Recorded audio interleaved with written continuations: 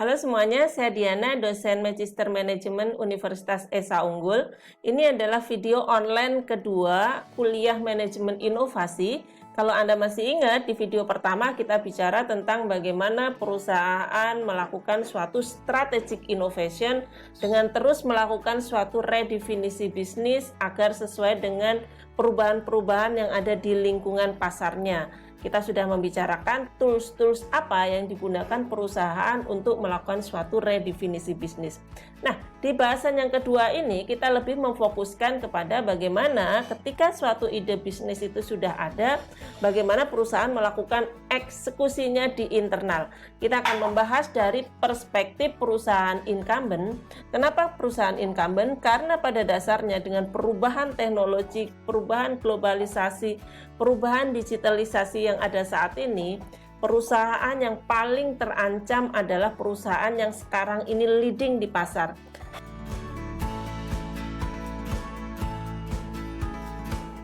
Oke, kita sekarang berkenalan dengan satu konsep yang disebut dengan ambidextrous strategy.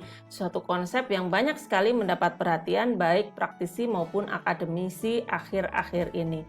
Perusahaan saat ini di era digitalisasi hidup di dalam suatu lingkungan yang disebut sebagai ambidextrous environment, di mana perusahaan ada di suatu lingkungan global yang stable dan berubah dengan cepat dalam waktu dan tempat yang bersamaan.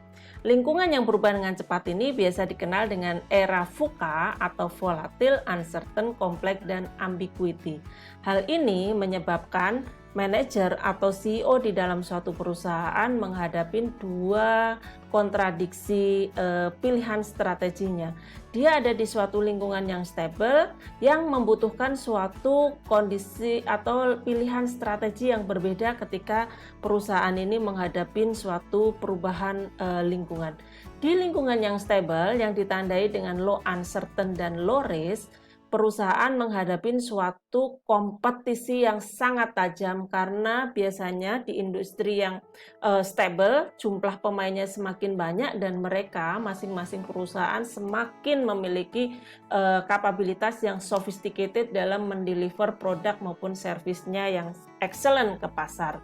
Perusahaan membutuhkan suatu mindset yang disebut dengan continuous improvement mindset, yaitu melakukan terus-menerus perubahan quality produknya sekaligus melakukan efisiensi dengan melakukan cut cost operation. Di sisi lain, perusahaan menghadapi suatu perubahan yang ditandai dengan lingkungan yang uncertainty high uncertainty dan high risk. Kemudian juga ditandai dengan ancaman disruptive competition. Kompetisinya belum ada saat ini, tetapi bisa juga menjadi potensi untuk ancaman buat keberlangsungan bisnis perusahaan di masa ke depan.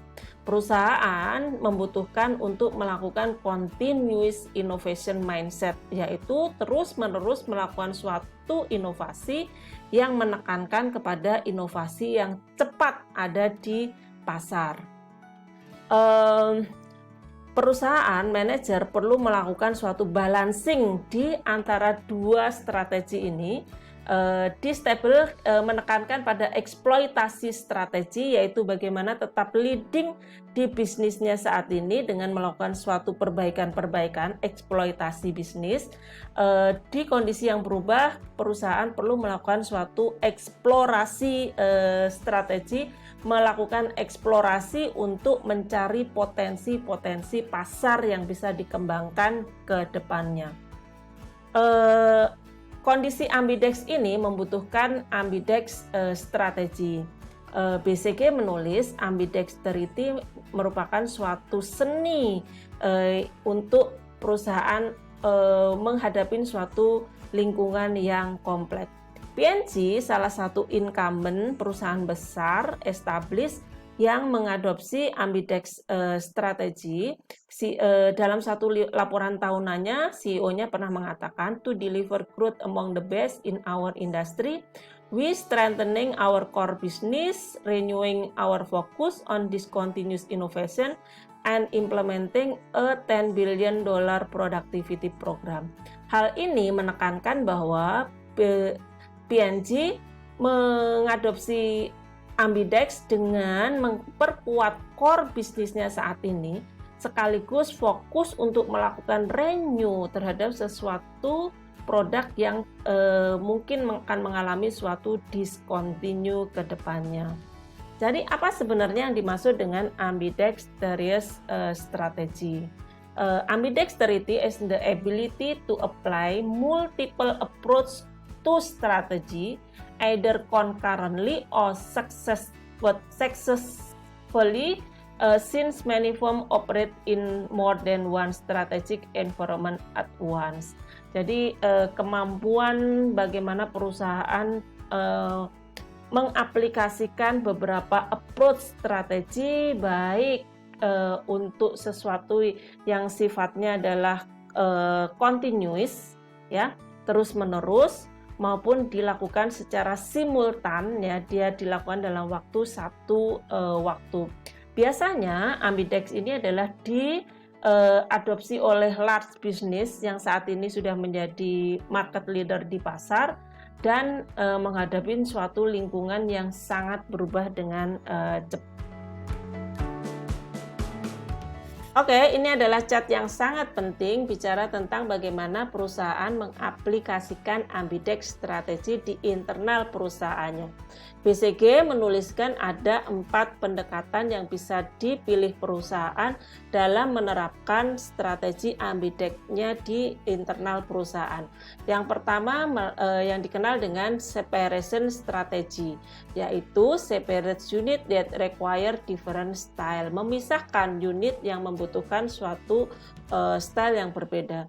USA Today dan Ciba Vision pernah sukses menerapkan separation strategi ini dengan membentuk suatu tim yang disebut dengan autonomous team atau ambidex team, yaitu suatu cross-functional team yang membedakan antara unit yang saat ini harus bekerja untuk menjalankan operasional day-to-day bisnis yang ada saat ini dan unit yang bertugas untuk melakukan suatu eksplorasi new business ke depannya.